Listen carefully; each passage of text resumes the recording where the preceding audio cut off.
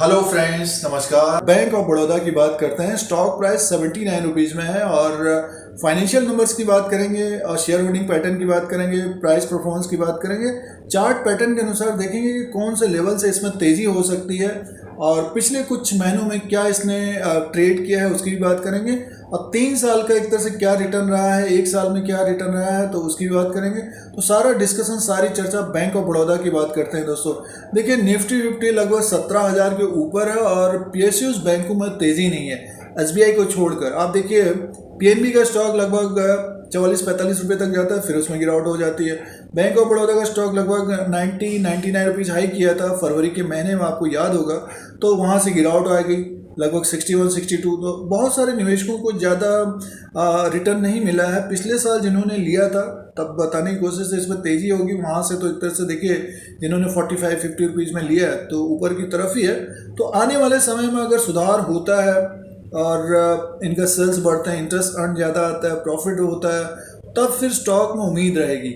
एक उम्मीद ये है कि दोस्तों बैड बैंक का जो प्रोसेस चल रहा था वो अगर प्रोसेस में आ जाता है तो पीएसयूज बैंक को काफ़ी फायदा होगा। फिलहाल तो देखिए स्टॉक एक तरह से 80 रुपीज़ के आसपास है। 3 साल के अनुसार एक तरह से निराशा हाल लगी है और प्राइवेट बैंक देखिए ऊपर की तरफ है। जिन्होंने प्राइवेट बैंक में अगर इन्वेस्टमेंट किया है, आप एक्सेस को देख लीजिए, एचडीएफसी को देख लीजिए, पीएसयूज बैंकों में जिन्होंने इन्वेस्टमेंट किया उनको निराशा हाल लगी है। अगर निवेशक ने इसी के साथ अगर प्राइवेट बैंक में भी अगर अपना इन्वेस्टमेंट किया है, सपोज किसी ने 1 लाख रुपया में से 50,000 अगर प्राइवेट बैंक में लगाया, 50,000 पीएसयूज बैंक में लगाया, तो पिछले 1 साल के अनुसार तो रिटर्न है ही है, बट 3 साल के अनुसार देखते हैं तो निगेटिव रिटर्न है। तो फर्क है काफ़ी। बट ये है कि इसमें बैंक ऑफ बड़ौदा में और बैंकों का भी मर्जर हुआ है तो थोड़ा सा समय लग सकता है। अभी ग्रॉस एनपीए और नेट एनपीए कम हो, सेल्स एक तरह से बढ़ते हुए दिख सकते हैं और प्रोविजन कम होता है, प्रॉफिट ज़्यादा आता है, तब फिर तेजी की संभावना रहेगी। और स्टॉक देखिए एक तरह से काफ़ी ऊपर के लेवल से गिरा है। बैंक ऑफ बड़ौदा भी, पीएनबी में काफ़ी स्कैम हो गए थे तो इसकी वजह से वो 30-40 रुपये के आसपास घूम रहा है। और इंडियन बैंक में भी अब धीरे धीरे इंप्रूवमेंट हो रहा है, बैंक ऑफ बड़ौदा में इंप्रूवमेंट हो रहा है। तो समय के अनुसार इनमें तेजी की संभावना रहेगी। इसके मार्केट कैप की बात करते हैं। 40,957 करोड़ का है, फेस वैल्यू 2 रुपीज़ का है, बुक वैल्यू पर शेयर 160 का है। ईपीएस की बात करते हैं तो 6.68 का है। और बैंक ऑफ बड़ौदा का प्राइस परफॉर्मेंस की बात करते हैं तो 1 साल में देखिए 67% का रिटर्न मिला है निवेशकों को जिन्होंने पिछले साल खरीदा है। बट 3 साल पहले, यानी 3 साल पहले जिन्होंने खरीदा 47% अभी माइनस में है, यानी माइनस रिटर्न है लोगों का। और 3 महीने का जो रिटर्न है वो भी माइनस है 3% का, यानी इसी के आसपास पिछले 3 महीने से घूम रहा है। चार्ट पैटर्न के अनुसार भी बात करेंगे। अब दोस्तों शेयर होल्डिंग पैटर्न की बात करते हैं। जैसे कि पीएसयूज बैंक है ये, तो गवर्नमेंट ऑफ इंडिया की 63.97% की होल्डिंग है जून 2021 तक, और एफआईज की जो होल्डिंग है अब तक जून 2021 तक 6.89 की है। और इन्होंने मार्च में भी एक तरह से बढ़ाई होल्डिंग है एफआईज की, 6.89 है, उससे पहले कम थी दोस्तों। और डीआईज की जो होल्डिंग है वो है 15.89 की, और इन्होंने भी, डीआईज ने भी मार्च के महीने में बढ़ाई थी अपनी होल्डिंग और अभी भी मेंटेन है। तो एफआईज और डीआईज ने अपनी होल्डिंग बढ़ाई है पिछले Q4 में और Q1 में। देखिए फाइनेंशियल नंबर्स की तरफ ध्यान देते हैं तो 18,025 करोड़ का जून 2021 में इंटरेस्ट अर्न था। टोटल इनकम को देखते हैं तो 21,355 करोड़। और नेट प्रॉफिट की बात करते हैं तो 1,169 करोड़ का नेट प्रॉफिट था। प्रॉफिट हुआ था, बैंक को मुनाफा हुआ था। और पिछले साल के अनुसार देखते हैं तो एक अच्छा प्रॉफिट आया था। पीएसयूज बैंकों के लिए सबसे बड़ी जो समस्या बनी हुई है एनपीएस।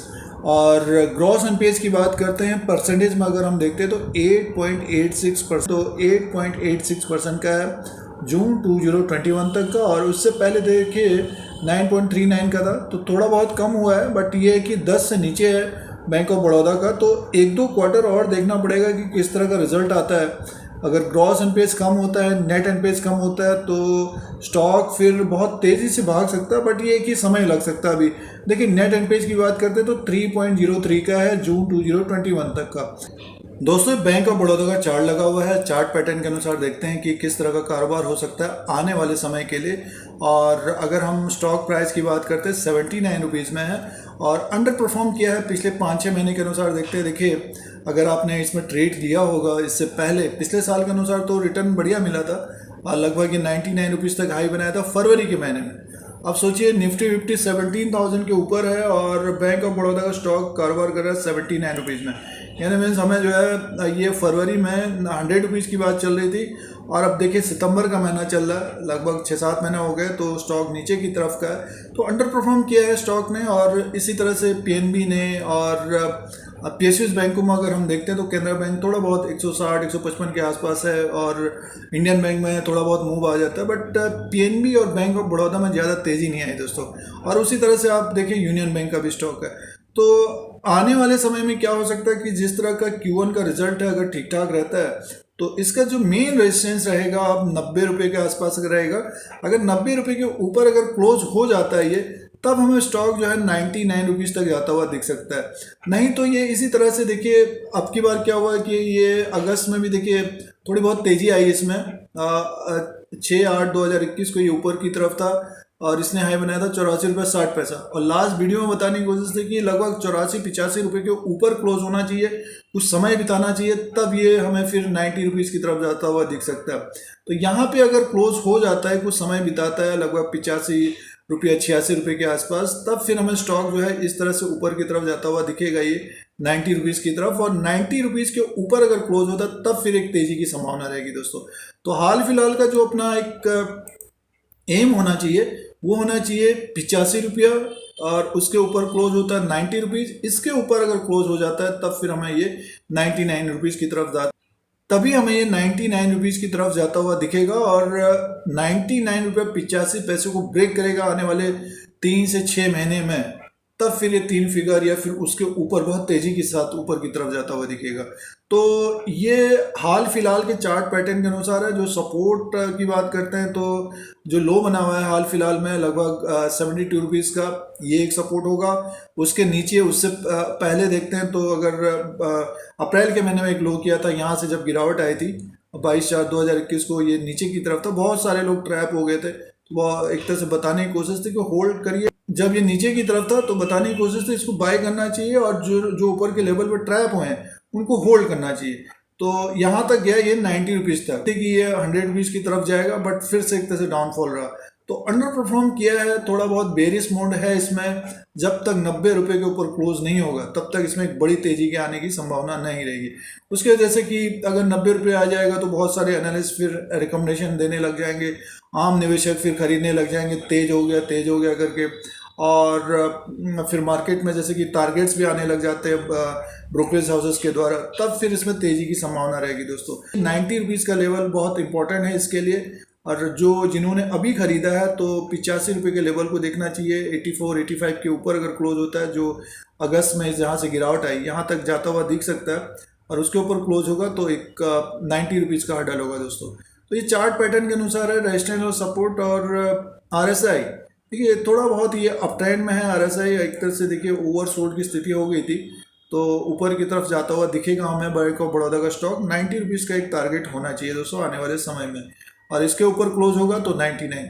तो ये हाल फिलहाल के अनुसार पिछले 7-8 महीने के अनुसार अंडर परफॉर्म किया है बैंक ऑफ बड़ौदा के स्टॉक ने, जबकि 2 रिजल्ट भी आए और दोनों रिजल्ट्स में बताने की कोशिश थी कि इम्पोर्टेंट लेवल रहेगा 84 रुपया 60 पैसा 85 रुपये के ऊपर क्लोज होता है तब एक तेज़ी होगी, उसके बाद 90 रुपीज़। तो इसी तरह से भी आगे भी है दोस्तों। और जिनके पास है बैंक ऑफ बड़ौदा वेट करना चाहिए, समय देना चाहिए अभी। और जो ट्रेड करते हैं तो 1-2% के स्टॉप लॉस के साथ देखना चाहिए इसको। तो ये चार्ट पैटर्न के अनुसार है। और कुछ फाइनेंशियल नंबर की बात की हमने बैंक ऑफ बड़ौदा की। आने वाले समय में अगर इसका ग्रॉस एनपीए, नेट एनपीएज और रेवेन्यू बढ़ता है, प्रॉफिट बढ़ता है, बैंक को प्रॉफिट होता है, बैड बैंक की बात है, तब स्टॉक में एक बड़ी तेज़ी की संभावना रहेगी दोस्तों। तो ये हाल फिलहाल प्रेजेंट टाइम के अनुसार एनालिसिस और विश्लेषण बैंक ऑफ बड़ौदा का। फिर कोई नया वीडियो लेके आएंगे। आज के लिए इतना ही, धन्यवाद।